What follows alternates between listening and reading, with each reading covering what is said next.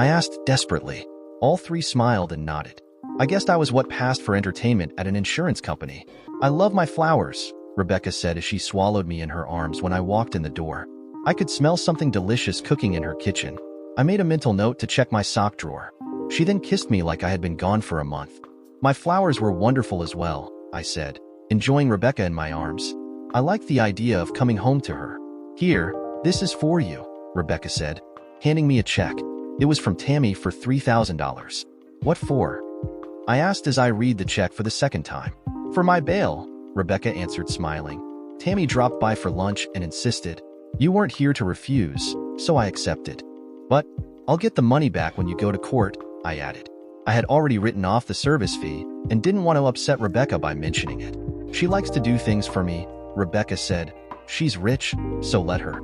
I wasn't sure I would cash the check. I'm not much for gifts of that size or the feeling of being in someone's debt. Rebecca seemed to take it in stride. Does she always do things like this? I asked, then smiled to ease Rebecca's mind. My whole life, Rebecca responded as she led me to the kitchen. She likes your fish, by the way. I looked over to see Mufasa lying calmly on the bottom of the tank. Tammy and Kathy were a strange support system for Rebecca. I was hoping I might be a bit more stable, or at least more predictable. Dinner is almost ready, she said brightly. Smells wonderful, I said, setting the check on the counter. I'm experimenting, Rebecca said. And you're my guinea pig. Pork chops stuffed with pesto.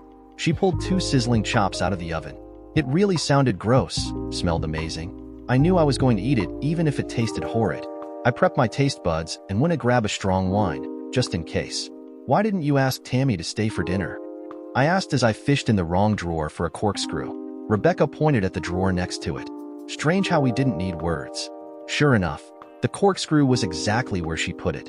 I did, Rebecca responded as she transferred the chops to plates. She said she was busy. Rebecca gave me a sly smile. I think she was meeting her lover. I had to smile at that. A lover? I would have thought she was married. Her lover is, Rebecca laughed. She placed some green beans and mashed potatoes onto the plates. The potatoes looked like they had some kind of cheese mixed in. I never pictured her that way, I said honestly. I was thinking back to my quick meeting with Tammy.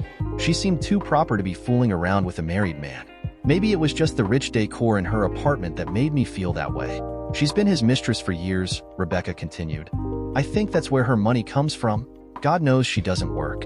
Rebecca put a plate in front of me, and I traded her a full glass of wine. I looked at my pork chop and the somewhat ugly-looking greenish nutty substance leaking out of it. I won't even get into what it reminded me of. I was losing confidence in my ability to fake enjoyment. I wondered if Rebecca would be insulted if I doused it in A1. Rebecca confidently cut into her chop, swirled the piece of meat in the pesto, and took it in her mouth. I was patiently waiting to see if she gagged. Much better than it looks, she said as she went for another piece. I wasn't sure if she was trying to fool me. I hesitantly picked up my fork and chickened out.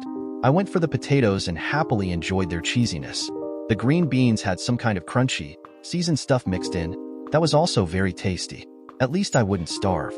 Rebecca smiled at me. You're afraid of it, she said sweetly. I knew what she meant. What? I feigned ignorance. I didn't like my cowardice much at that point. Rebecca just tilted her head and smiled. I caved first. It's just how it looks. I tried to be kind. I'm working my way up to it. She rose and walked over to me, still smiling, though she had a sneaky look in her eyes. I'll get to it, I said, trying to defend myself. I really wasn't relishing her feeding me like a child. She stuck her finger into my pesto stuffing, scraped it off onto her tongue. I had to admit it looked pretty good on the end of her tongue. She kissed me, deeply. I instantly became a great fan of pesto. The pork was the perfect platform for the pesto to shine. It was a shame Rebecca had only made 2, though I was allowed to eat half of hers. I made her promise to make it again.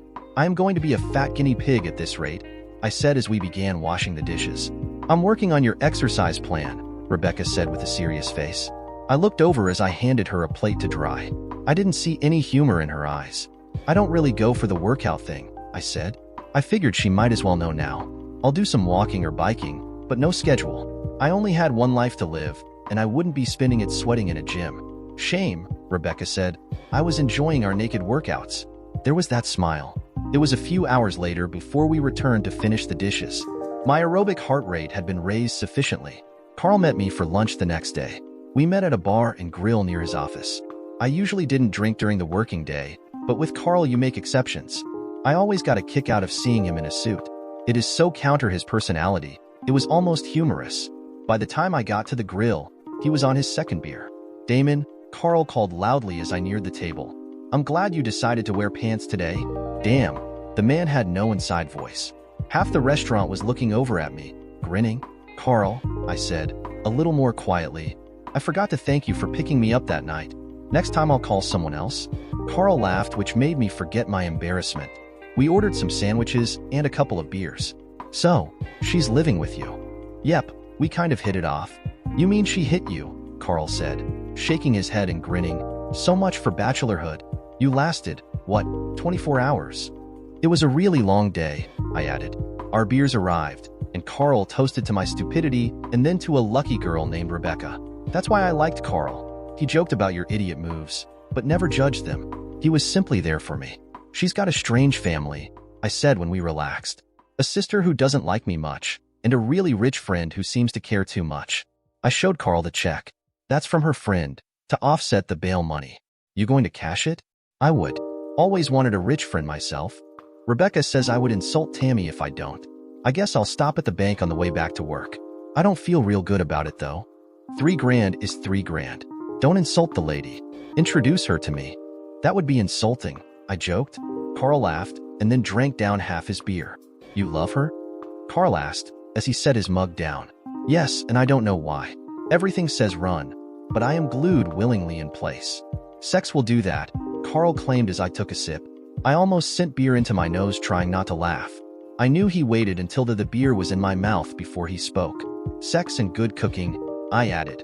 Once I had wiped the beer drool off my chin. Sexy chef with a rich friend, Carl summarized. I'm thinking you hit the mother lode. It's not just the sex, I said. I want to be near her. I don't want her anywhere else but in my house. Go with it, Carl encouraged. You deserve to be happy, and I need more happy friends. I really wished I didn't have to go back to work that afternoon. If I could, I would wallow in beer with Carl. I owe you one, you know? Without you, I would never have survived the divorce. Anytime, my friend, Carl said, and waved the waitress over for another round of drinks. I found a job, Rebecca announced as I walked in the door. I felt her joy and gave her a congratulatory kiss, then another. She was wearing my Stay Puft Marshmallow Man t-shirt and little else from what I could feel. Where? Waitressing, but it's a job, Rebecca continued.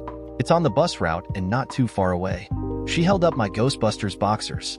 Change, I have an exciting night planned. Her smile was delicious. And only the boxers, she added as I headed off to the bedroom. I was liking where this was heading. Rebecca had the crock pot on the coffee table. Next to it was a plate with a chunk of sharp cheddar, surrounded by crackers. There were 2 cans of beer and a couple of plates waiting.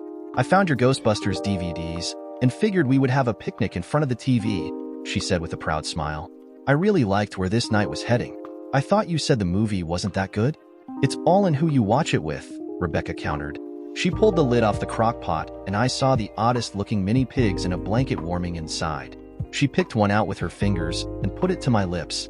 The mini wiener was covered in a much darker breading than I had seen before. They looked almost overcooked.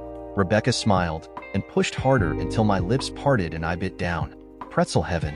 The wieners were baked in a pretzel breading. The crock pot suddenly looked too small. These are delicious, I said rudely, with mouth full of half-chewed pretzel wiener. I loved the smile that caused on Rebecca's face. I had to learn to trust her cooking. She violated every edible principle I had, but never ceased to make love to my taste buds. Finger food tonight, Rebecca said and flipped on the TV. Somehow, she had figured out the myriad of remote controls and fired up the stereo tuner and Blu-ray player. Perfect, I said, smiling as I sat down on the couch. I had to shove a few folded towels off to the side. I gave Rebecca a quizzical look. Don't want to ruin the couch, Rebecca said in a sultry voice. Now I was sure there wasn't anything under that t-shirt. Absolutely perfect, I rephrased. We curled up on the couch and watched the movie, feeding each other, laughing and not always paying attention to the screen. Rebecca had fun teasing me by flashing, rubbing, or simply being sexy. I had fun being teased. We were at the scene where the pencil neck was shutting off the containment grid. Rebecca, obviously, couldn't care less. She smiled at my rapt attention to the screen and her head dropped into my lap. The impending demise of New York City no longer held my interest. I was still smiling from Rebecca's movie night. It had been a few days ago, but still kept me warm at work. I thought it deserved some original thought on my part. I spent some work time surfing until I found a gourmet cooking convention in Indianapolis for the coming weekend. Rebecca wasn't supposed to start her new job until Monday, so I booked a hotel room and purchased some tickets. I was anxious about my surprise when I drove into the garage. For the first time since Rebecca had moved in, there was no smell in the air. Nothing cooking. She wasn't there to meet me at the door. The house was dark except for the blue glow of the fish tank. I called out, receiving silence in response. She hadn't told me she would be out. Not that we were married, but something didn't feel right. I flipped on the light and moved to the bedroom, thinking I had caught her napping. My head snapped to the right before I felt it. The whole left side of my face exploded in pain, and I lost my vision. My knees wobbled as I nearly dropped to the floor. A large form moved in front of me from the hall, and my stomach caved in response to a fist. I went down on all fours before my hands could come up. I tasted blood as I gasped for breath. A foot drove into my stomach, turning me over and driving bile into my mouth. 3 men, none of whom I recognized, stood before me. One was smiling. One spit on me, and the other had a knife at Rebecca's throat. I got money. I spit out as much blood as words. Don't hurt her. The smiling one stepped on my wrist, putting all his weight on it. Only the carpeting was saving the bones. Listen, shit, the man who had spit on me said. Mr. Gordini doesn't appreciate you spending time with his woman. The statement was followed by a kick to my side. I felt my ribs give, and all I could do was grunt. Maybe we should spend time with yours, the man continued. I heard Rebecca squeal in the distance. Anger filled me. I gave up on my wrist and rolled into the leg atop it. I surprised myself by freeing my hand without breaking it. I rose slightly and twisted into the man's knee, bringing him down. I kneed him in the stomach and drooled blood on his clothes. I began to rise. It was my house, and they were threatening all that I loved. A knee caught my chin and drove my head back. That was followed by a fist that took my balance from me. I crumpled back to the floor, my head swimming in waves of tar. I tried desperately to rise again. My left eye was swollen shut and blood was pouring from my mouth. 2 sets of arms pulled me to my feet. I tried to struggle, but my muscles weren't responding. I could hear Rebecca crying out, perhaps a mile away. I suddenly picked up speed, my right eye seeing nothing but blue fish tank. My head hit sideways and water sloshed out of the top. I collapsed, feeling warm wetness run into my ear. Shit, one of the men said. The damn thing didn't break. I tried to raise my head. My neck wasn't responding to the command. No, please don't do it, Rebecca screamed. I heard glass shatter and a flood of salt water covered me. I looked up and saw the smiler with one of the kitchen stools in his hands. He was laughing. Go near Miss Simpson again, and you and yours are dead, the smiler said and threw the stool over the counter and into the kitchen where I heard something break amongst the clatter. The name was familiar, but my foggy brain couldn't identify it. I tried to say, who the hell is Miss Simpson? But only blood bubbled from my mouth. I began to choke on it, so I forced myself to roll onto my side to drain my throat. I saw a bleary image of Rebecca held by the third man. I reached out for her. With no strength left, my arm collapsed on top of a flopping Mufasa. I felt a deep stab in my arm. Damn, I thought clumsily, killed by my own fish. Raging fire burned into my arm. A deep blackness swallowed me. I heard my name in a fog. I tried to open my eyes, but they wouldn't respond, nor would my hands when I tried to wipe my eyes. I tried to listen, to fully wake my mind. She blames herself. They say he will recover. She moves back. Only fragments. I half recognize the voices. Like a radio that just won't fully grasp a frequency, my mind drifted. It's for the best. I'll watch him. I wasn't sure how time flowed as I retreated back to darkness, unable to fight any longer. Good morning, Mr. Richardson. The voice was cheerful. I heard curtain rings being slid along their rail, and my eyelids brightened dramatically. I blinked slowly, my eyes feeling the light as pain. The doctor will be in shortly. She hopes you will be awake. The voice moved closer. I made out an olive green shape, linear, without the curves I expected attached to such a pleasant voice. I coughed as I tried to speak. My throat cleared what felt like a week of backup. My mouth was dry, but my eyes began working better. I looked up into a practiced smile, her blonde hair pulled tightly back away from her face. The eyes were intelligent and saw none of the confusion I felt. Good morning, I gargled out. I sounded old and coughed again. I'm Julie, morning shift, she said clearly, almost like she expected me to be a little slow. Do you know where you are? My eyes glanced around. Hospital room. A couple of blinking consoles, basic white sheets and beige walls. A double window, curtains open, letting in way too much sunlight. My head began to pound.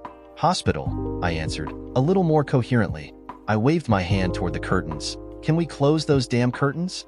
The light seemed to be burrowing directly into my skull.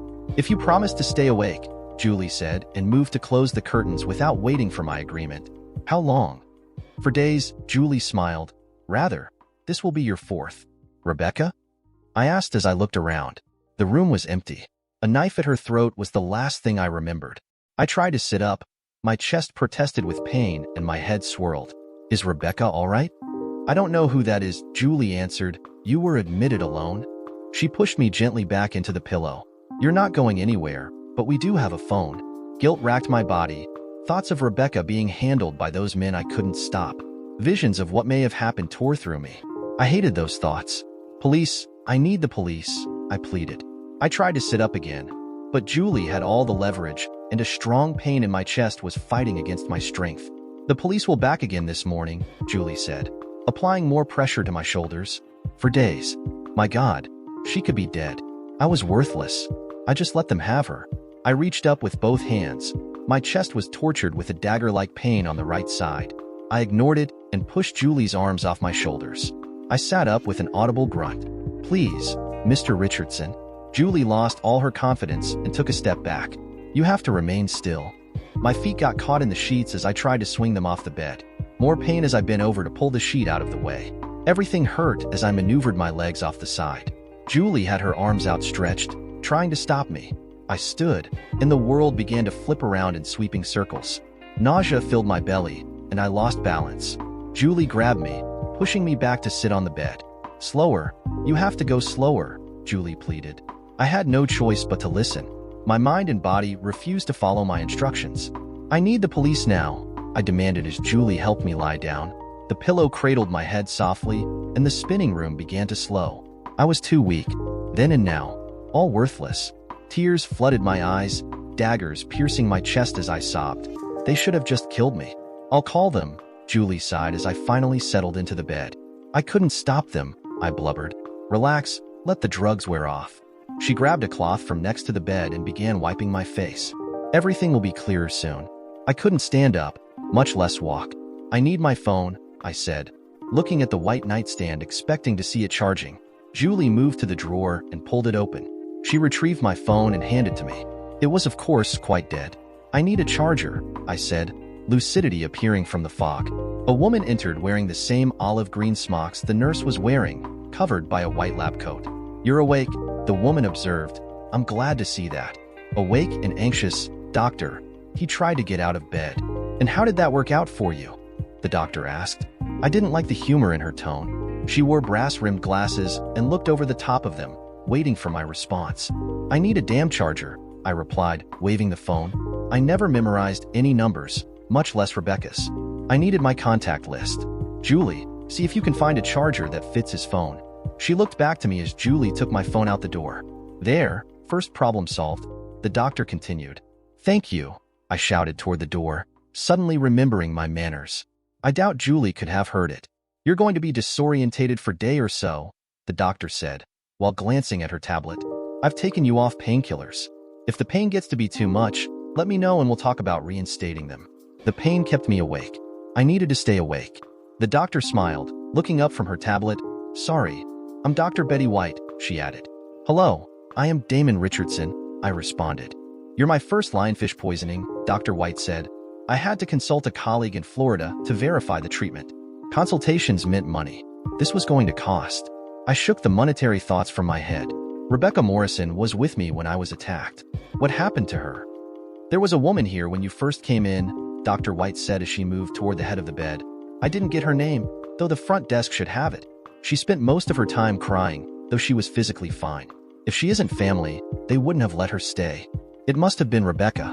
No one else would be crying for me. I was partially relieved. Dr. White took a small flashlight out of her pocket and told me to stare at a spot on the ceiling. She flicked the light to and from my eyes. You've suffered a concussion as well as the effects of the terroir venom, the doctor continued. I feared you might have cerebral edema, but we ruled that out. Just a concussion. I don't believe you will have any lasting effects. You may want to stay out of fights for a few months." She smiled, thinking her obvious statement was funny. "You have a broken rib and bruising along your abdomen. That's going to make it painful to move about for a while." She lifted my arm and showed me a large red splotch where Mufasa poked me. "I have been assured the discoloration is temporary." She examined it closer, like I was a lab rat. She let my arm drop. "We would like to keep you here until we are assured you gain adequate mobility or you have a caretaker at home." "So, nothing permanent?" I stretched my back and felt the sharp pain in my chest again. "No, though it would be wise to take it slow and seek medical advice quickly if you sense a problem. There's always a chance of an internal injury we may have missed." Julie returned with a charger. "This is one of the nurses," Julie said, while she plugged it in the wall. "He gets off in 3 hours, so you'll have to give it up then." I felt some of my helplessness leaving. I had my phone again. "Thank you," I said honestly. Julie smiled and attached my phone to the cord. The telltale beep of the power connection being made was not there. The phone would need a few minutes to start charging. "I'll get some food sent up," Julie said, smiling at my thanks. "I'm sure you're hungry." My brain sorted through the pain in my stomach and separated the bruising from the hunger pains. I realized I was famished. "Sorry about earlier," I offered. My rudeness bothered me now. I wasn't sure how Julie put up with it. "Forget it," Julie said. Obviously pleased I apologized. "Drugs have that effect?" "A Detective Williams will be here in about 30 minutes. I nodded, feeling it in my chest. Even simple movements reminded me I was hurt. Julie held up a call button, attached to a cord, and set it on the nightstand next to the phone. "Push this if you need to use the bathroom. One of us will make sure you get there in one piece. Your dizziness will begin to fade today," Dr. White added. "Tomorrow it should be manageable, though it's not unusual for it to stick around for a few days.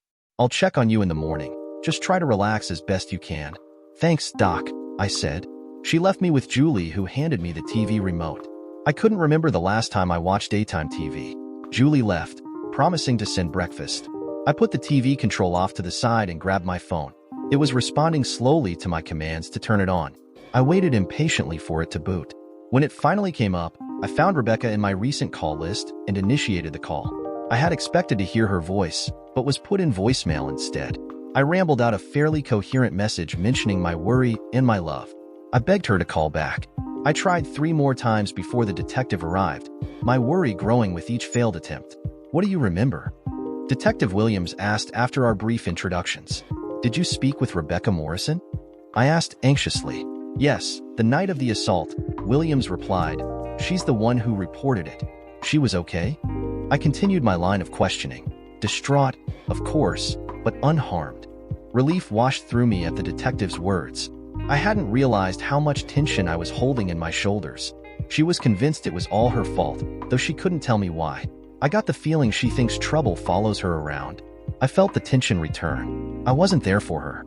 She was blaming herself with no one to hold her. "Do you know where she is?" I rambled. "I'm trying to call her."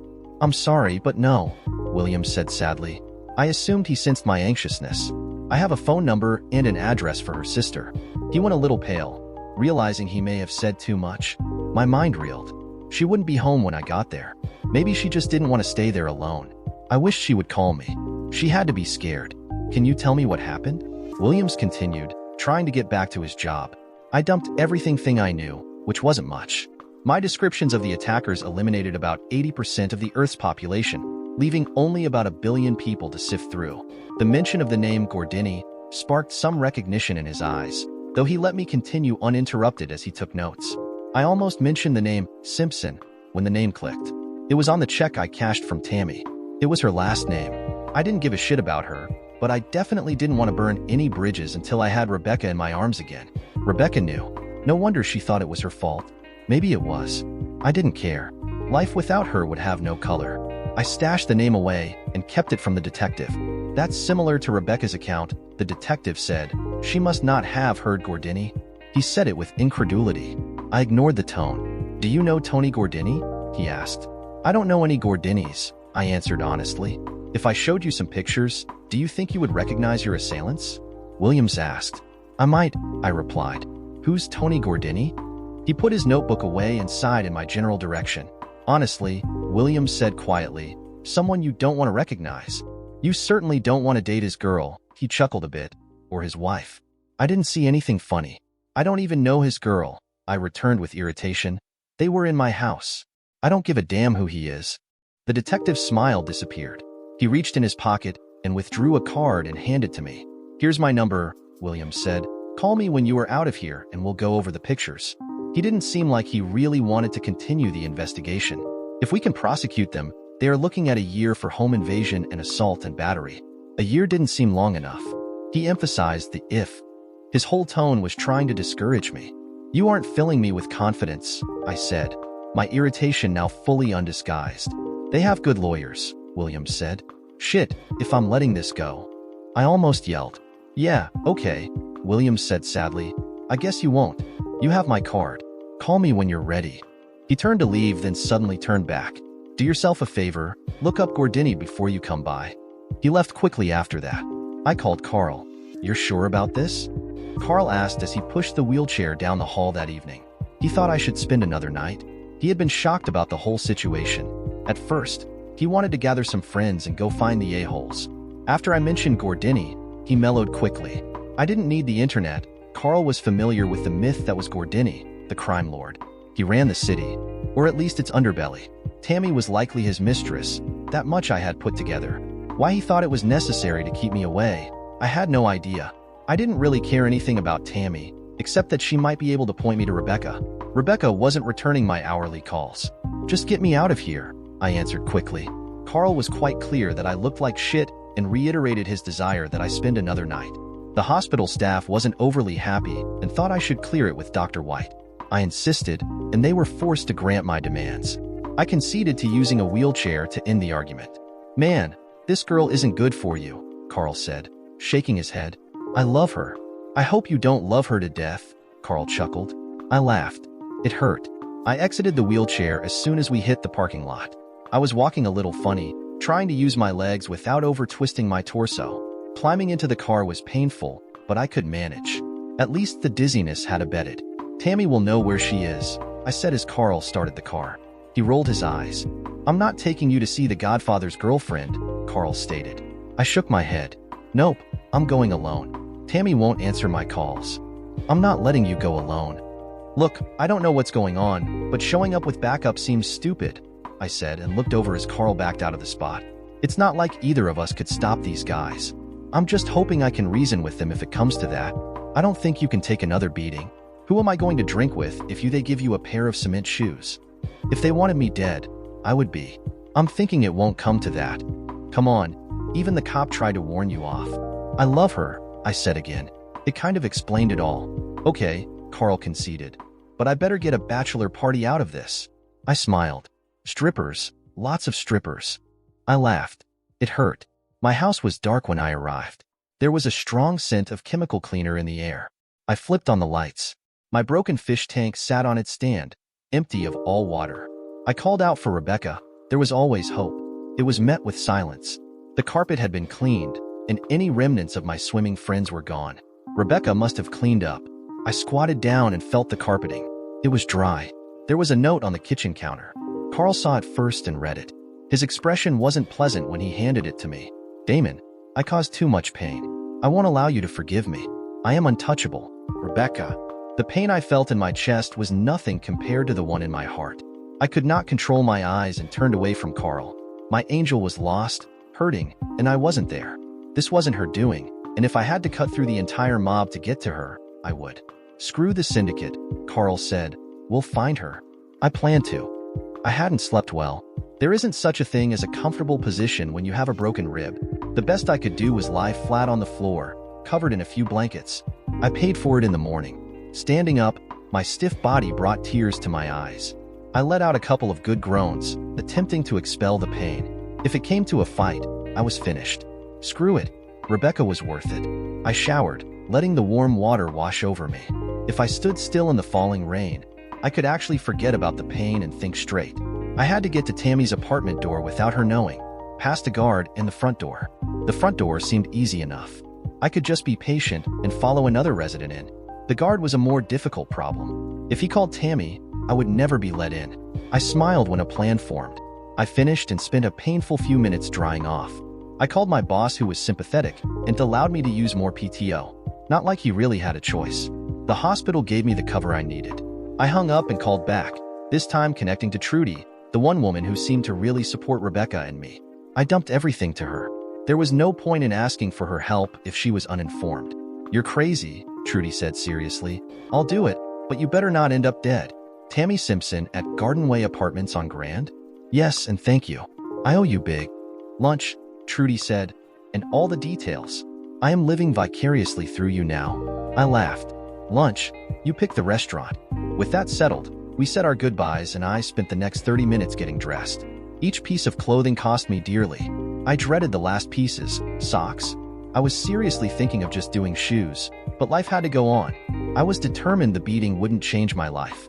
I opened my sock drawer and found it empty. The drawer below it was also empty. The third drawer held my socks, all pairs balled together neatly, piled in rows according to color. Rebecca had moved my sock drawer. The ironic implications didn't escape me. She didn't want to leave. She had been taking over. I gritted my teeth, grabbed a pair of socks, sat on the bed and donned them like I would have, had I not been wounded. I groaned through the pain, intent on forcing my body to acquiesce to my demands. I did the same with my shoes. I simply ignored the pain. It was painfully liberating. I looked back at the empty drawers. They should be filled with Rebecca's clothes. They would be holding baby blue underwear if it was the last thing I did. I stood with determination. It was time. "Mr. Richardson, to see Tammy Simpson," I said to the guard as I handed him my driver's license. I was wearing sunglasses to try to hide my black eyes. I didn't really care if they had a record of my visit. I only needed a few minutes with Tammy. "Miss Simpson called earlier," the guard said, handing me my ID. "Go right in." I smiled. Trudy had handled the impersonation beautifully. I would have made a good crook. I thanked him and parked next to the door and waited. It took a few minutes before I could follow a tenant into the building. It was an older woman carrying groceries. Someone up there was looking out for me. The woman was grateful for my help as I helped her with her bags. We had a small talk in the elevator, and she tried to get me to stay for lunch. I declined politely as I put her bags down in her kitchen. I don't think she ever realized I didn't belong in the building. My acting was getting good. She never even noticed the pain carrying her bags caused me. I knocked on Tammy's door, 2 floors down from the grocery lady. I heard shuffling behind the door as locks were opened. I purposely stood off to the side, so the peephole could only view the side of my head. I don't think she even looked. Tammy's greeting smile dropped quickly when she recognized me. "You can't be here," she said in a panic and tried to close the door. I shoved my foot in and winced when the edge cut into my gym shoe. "Seems it would be a fully painful day." She stopped pushing. "You have to leave." "Where is she?" I demanded in a level tone. I didn't want to rile the neighbors. Tammy tried to close the door again. This time my anger rose. I pushed the door open, which forced her back. I stepped in and closed the door. Tammy closed the robe she was wearing. "Where is she?" I asked again, a little louder. I wasn't leaving without the information. Tony Gordini entered the room from the bedroom hallway in a t-shirt, boxers, and black socks. Tammy gasped. I recognized him from pictures I saw on the internet. His gray hair was plastered in place, expensively shaped at some salon. His face was grim, and he had a hand behind his back. He moved toward me without any apprehension. I stood my ground, though running crossed my mind. He was a good 5 inches taller than I and had me by at least 50 pounds. "Who the hell are you?" Tony demanded as he stopped out of arm's reach. He didn't sound like he was used to being ignored. I had not planned for this. Tammy had stepped back out of the way, her hand covering her mouth. Her eyes held fear. I was screwed, so I went all in. "The guy you had beat up last week," I said, removing my glasses to expose my blackened eyes. A smile crossed Tony's face as he raised his hidden hand, pointing a gun at my head. "Can't take a hint," Tony stated calmly. I could tell he would have no problem pulling the trigger. I also sensed that he would enjoy it. I saw Tammy out of the corner of my eye. She mouthed, "I'm sorry." I turned my head toward her, ignoring the gun. I had seen lips move like that before. Exactly like that. My mind took in her eyes, lips, and chin. Her weight hid it well, but the similarities were unmistakable. Her odd concern for Rebecca confirmed it. My mouth moved before my brain could stop it. "You're her mother." I spilled my revelation, my mouth hanging open in shock. Tammy's eyes went wide, and I saw the truth in them. She looked at Tony. Tony looked between us both. Tammy's mouth tried to move, but nothing came out. She feared Tony more than I did. "Tammy?" Tony asked sharply. He wanted to know what the hell was going on. Tears were forming in Tammy's eyes. She tried to blubber an answer, but nothing intelligible was coming out. The gun shifted from me to Tammy. Tony didn't like not knowing what was going on. I could see he was a borderline megalomaniac. Tammy was sobbing, holding her hand in front of her face as if it would stop a bullet. This was nothing like I envisioned. My anger flared at the stupidity of it all. I shifted between Tony and Tammy. "Do you shoot everyone who pisses you off?" I asked with more anger than I should have displayed. "And why the hell did you have your goons beat me up?" I added, since I was on a roll. Tony smiled and adjusted the gun until it pointed between my eyes. "I'll shoot you for breathing in my direction," Tony said. The gun was steady as a rock. He had no problem with shooting me at all. The beating was a warning you ignored. "I don't like male hookers screwing my woman." I tilted my head and laughed. Tony grimaced. He wasn't used to being laughed at. "I love her daughter," I said to Tony like he was an idiot. "Why the hell would you think I wanted Tammy?" Tony ignored my question and oddly pointed the gun over my shoulder at Tammy. "What daughter?" Tony demanded. I shifted again to keep the gun pointed at me. Tammy was bawling. Tony was taking the idea of a daughter as an insult. I was screwing this up rather well. Tony put the gun at my belly. "I'll shoot you both if you don't get out of my way." I didn't move. He would shoot us both anyway. "Put the gun down," I ordered. I began to reach for the gun, figuring he would have pulled the trigger if he had really wanted to. His left hand moved faster than I expected and wrapped around my throat. He turned my body and slammed me up against the wall, my chest exploding in pain as my ribs shifted. The gun moved to my head. "Screw you," he said. I had pushed too hard. I could see his finger tightening on the trigger. "Your daughter," Tammy screamed. I felt Tony's hand loosen on my neck. His expression changed to one of confusion. I started breathing again. We both turned to Tammy, her mascara running down her cheeks. "Your daughter," she repeated softly. Tony let go of me, and the gun dropped to his side. "Why did you pay him $3,000? Tony said, pointing the gun at me as if it were a finger. "He bailed your daughter out of jail," Tammy answered, her own anger rising now that the truth was out. I was paying him back. Tony looked at me, then took a step back and laid the gun on the counter. "How? When?" Tony asked, looking at Tammy. "When you did the 2 years for the bribery charge," Tammy sighed. "She was an accident. I tried to have her raised in secret. I just couldn't stay out of it. Why would you hide this from me?" Tony was getting angry again. The man was on a bipolar roller coaster. I stepped forward to intervene if he decided to get physical again. I was already accustomed to being a punching bag. Tammy just pointed at the gun. "I didn't want her around this crap." Tammy was getting angry again. "Not to mention your wife finding out. She barely tolerates me as it is." "His wife knows about them?" I withheld an inappropriate smile. Tony cooled. I could almost see his brain working. He turned his back to us and walked to the couch and sat down. I looked to the gun he had left on the counter. Tammy saw my eyes and shook her head. She wiped her eyes, smearing her makeup some more. She took me by my hand and led me to the sitting area. We sat with the Godfather and watched him think. Tony looked up at me. His expression was calm. "I have acted rashly," he said, then turned to Tammy. "I guess that was my apology. I wasn't going to demand more. Tell me about her." His tone was thoughtful. Tammy smiled. She looked a little ridiculous with smeared blackened cheeks, but I could see Rebecca in the smile. "You met her?" "Rebecca. She was the one staying with me a few weeks ago." "She knows?" Tony asked. "No," Tammy said quickly, "and she can never know. She has her own problems, and I don't want her to have ours." "She's a pretty girl," Tony said, almost talking to himself. Tammy spent a good part of the morning telling Tony about Rebecca. In the middle of it, Tony went to the bathroom and returned with a washcloth and wiped the makeup off Tammy's face. I found it odd that one moment he points a gun at her, and the next he is gently caring. Tammy seemed very happy with his care. I found out that Kathy was a childhood friend of Tammy's. They cooked up Rebecca's history between them, forged documents, and, after a few years, no one questioned it. Tammy had been supporting Kathy while she cared for Rebecca. No wonder Kathy wanted Rebecca to move back in with her. Rebecca was her goldmine. I tried several times to interject my need to find Rebecca, but was stalled by a stern look.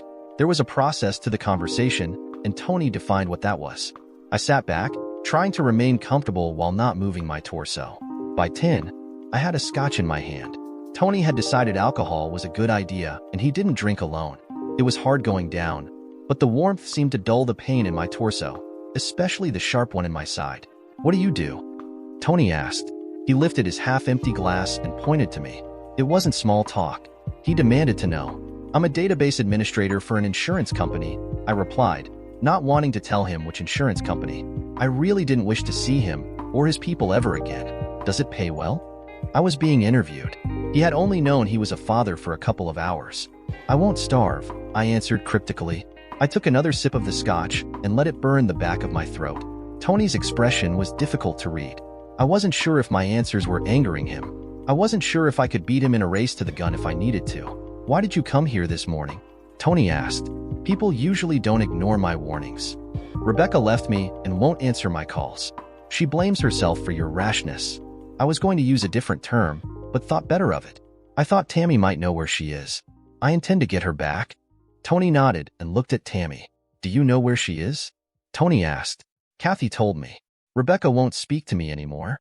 I could see her eyes watering again. She knew I was involved in what happened. Tammy looked toward me. She loves you and hates herself for what happened. Tony moved quickly to Tammy's side and put his arm around her. Tammy leaned into him and cried. We'll fix this, Tony said, almost sweetly. I had trouble wrapping my head around a born killer being violent 1 minute and calm and caring the next. I wanted out of this freak show. I just wanted Rebecca back. Where is she? I interjected. Corey's Steakhouse, Tammy blubbered. Off Wilkerson Road. She's working the day shift. I knew the place, a large restaurant serving family fare. I got up with the desire to leave. Tony stood with me. It wasn't going to be clean exit. He waved me over to the counter where he wrote a phone number on a piece of paper. If shit happens, anything you can't handle, Tony said, handing me the paper. Call this number and tell them who you are. He put his hand on my shoulder like we were old friends. I didn't like it there, but I didn't dare move it off. Find a way to fix things between Tammy and Rebecca. I'll stay out of it, but know that she's my blood. I will not hesitate if I feel she has been wronged. I guess that is what passes for family bonding in the mob. A threat, a demand, and a magic number that solves problems. I stuffed the number into my pocket. Good, Tony said, smiling at my obvious agreement. He held out his hand like some kind of trophy. I shook it strongly, trying not to appear as weak as I felt. He moved to the door and opened it for me. I sensed he didn't do that often. Another form of apology, I suspected. Take care of her, Tammy pleaded as I began walking out. I intend to, I told her. Mountains of stress flowed away when the door closed behind me. Not the visit I had intended at all. Corey's Steakhouse was huge. It had a pitched green roof that looked almost homey, held up by faux pillars with a big front porch lined with benches for the evening rush. It was more trough than fine dining. Decent food, served quickly in an eat-and-get-out fashion. They churned customers as quickly as possible. Not the gourmet atmosphere I envisioned when I thought of Rebecca's cooking. I stepped inside and was welcomed by no fewer than 3 high school-age greeters. The place was packed and the tables ran deep into the building. A central bar and the many wooden partitions only allowed you to see a handful of tables at a time. How many in your party, sir? A young man fighting an acne problem asked. Actually, I'm looking for a waitress named Rebecca Morrison, I responded politely. There's no visiting during working hours. The boy returned quickly. I smiled, not really concerned with the rules. Are you going to make me walk around looking for her? I asked pleasantly. A mother with a family waiting for a table off to the side gave me a dirty look. I smiled at her also. I can get a manager if you wish, the boy said, obviously practiced with people who wish to bend the rules. A loud crash of dishes echoed from the left side of the restaurant, beyond my viewing range. It went on for a couple of seconds before it settled. There was a smattering of applause followed by a loud, "You witch." I didn't hesitate and moved quickly. I knew there could only be one person in the middle of the disaster. "These are new pants," an older man yelled. "You're going to pay for this." His face was red with anger.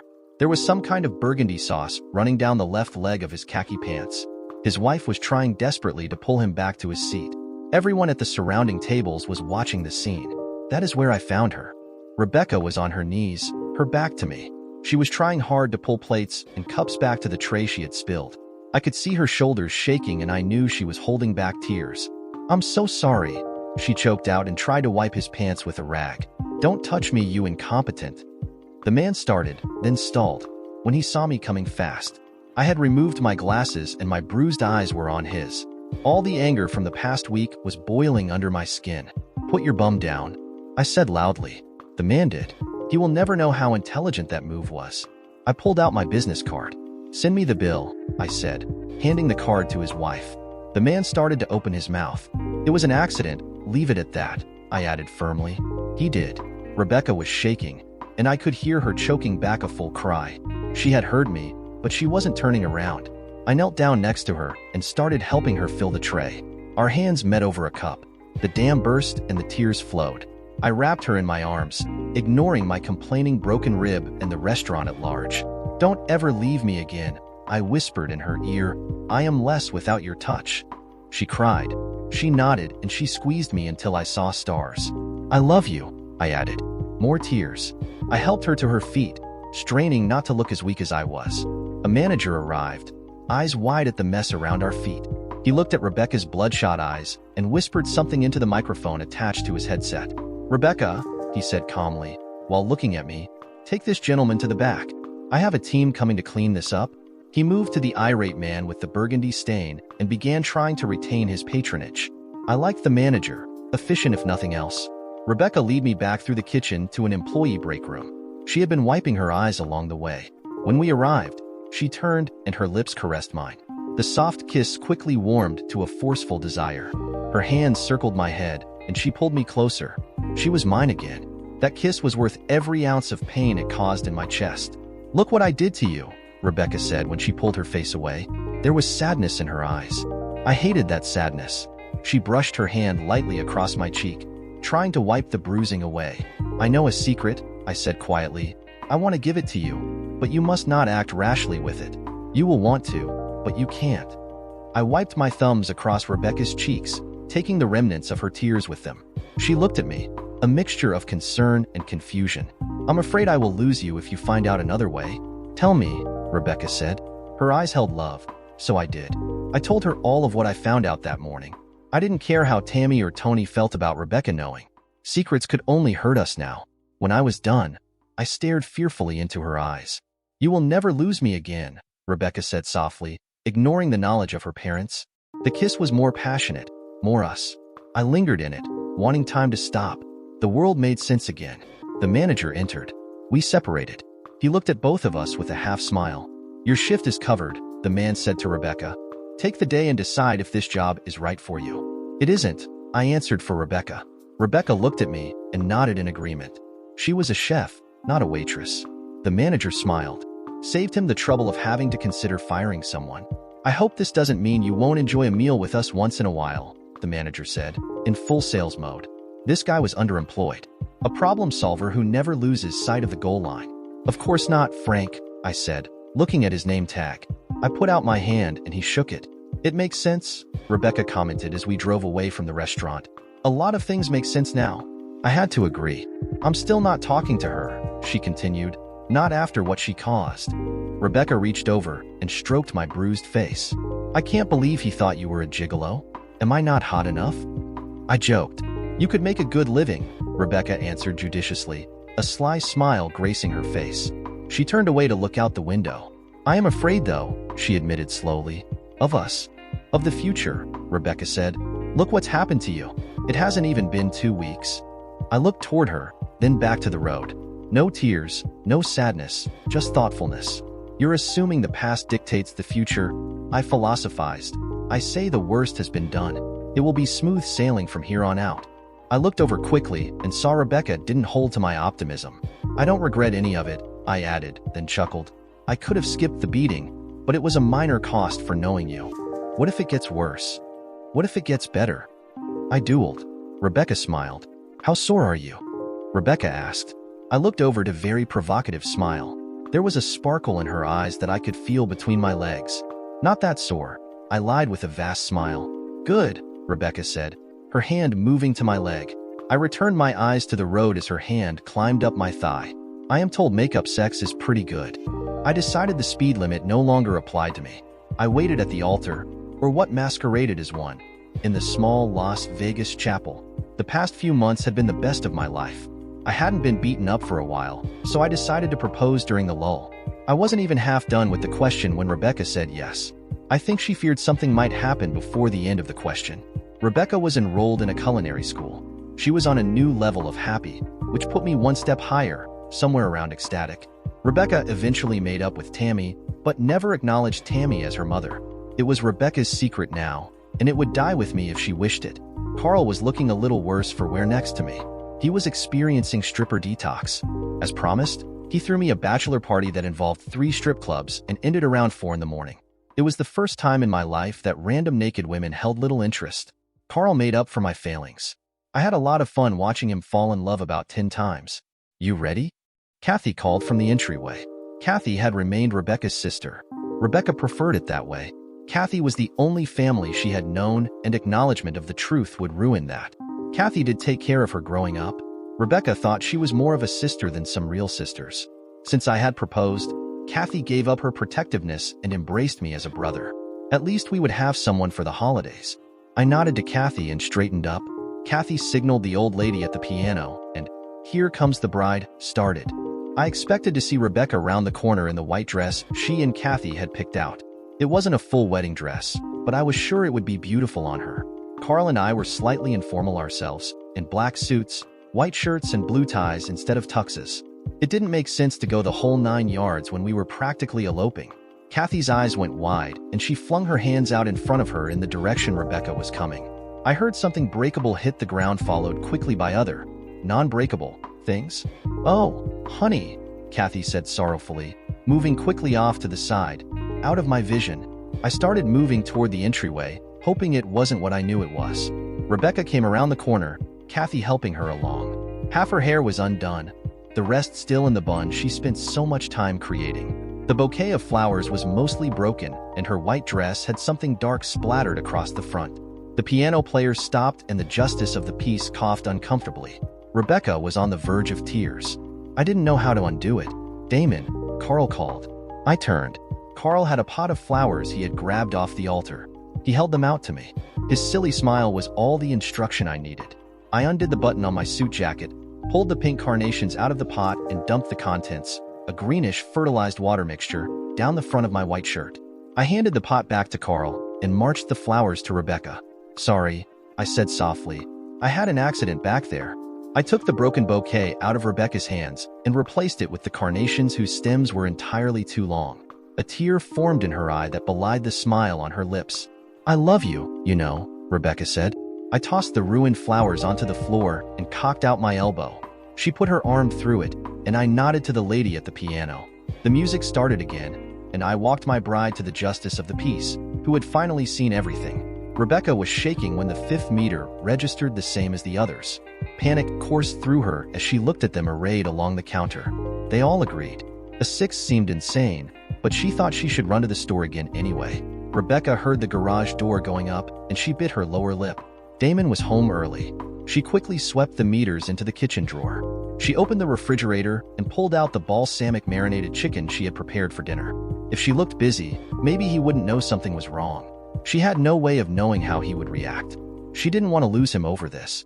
"Got off early," Damon said happily, hanging his jacket in the closet. "That's nice," Rebecca stuttered, realized it, and added, "I'm glad you're home." Damon sensed Rebecca was harried. He let it go. "What's for dinner?" "Chicken," Rebecca answered and started transferring the chicken breasts to a cooking tray. "What's wrong?" Damon asked, suspicious of her one-word answer. "What do you mean?" Rebecca replied as she set the oven temperature. "You never make just chicken, love," Damon continued. "It always has a name I need explained to me." He moved closer and wrapped his arms around Rebecca from the back. She leaned back and pecked his cheek, then returned to moving the tray of chicken to the oven. Damon released her a little surprised, wondering where his welcome home lips were. "Did I do something wrong?" Damon asked, taking a step back. Rebecca caught the edge of the pan on the side of the oven, lost her grip, and it all tumbled to the floor. Frustration forced her hand. She turned to Damon with tears she couldn't hold back. "There's been another accident," Rebecca sobbed and fell into Damon's arms. He knew she didn't mean the chicken. "Tell me," Damon whispered. He held her as she found the courage. "You promise not to be angry?" Rebecca pleaded. Damon promised, so she slowly pulled open the drawer. It took a moment before Damon figured out what he was looking at. He lifted up one of the digital meters. It was clearly displaying the word pregnant. He pulled out another with the same results. He smiled, knowing the others would be the same. "You will make a wonderful mother," Damon said, pulling Rebecca back into his arms. "You're not upset?" Rebecca asked. Damon answered with his lips. "A long welcome home, welcome parenthood, welcome to life kiss." Rebecca melted into him. It It was only an accident, after all. Dear listeners, please share your thoughts in the comments section below and don't forget to like, share, and subscribe.